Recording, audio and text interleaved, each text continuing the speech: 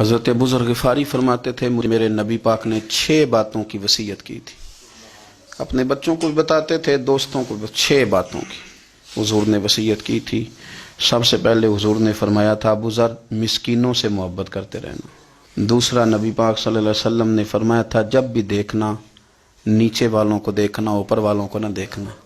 مالداروں جاگیرداروں پہ توجہ نہ کرنا، ذہن خراب ہوگا. نیچے دیکھنا، غریبوں کی طرف توجہ رکھنا. تیسرے نمبر پر نبی پاک صلی اللہ علیہ وسلم نے فرمایا تھا ہر حال میں حق بات کہنا اگرچہ وہ کڑوی ہو.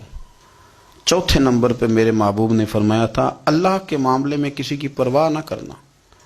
کوئی کیا کہتا ہے کہتا رہے، تم رب کے رستے پہ چلتے رہنا، ملامت کی پرواہ نہ کرنا. اور 5ویں نمبر پر میرے نبی پاک نے مجھ سے کہا تھا اگر رشتہ دار تجھ سے تعلق توڑیں بھی نہ تو جوڑ کے رکھنا، صلہ رحمی نہ چھوڑنا.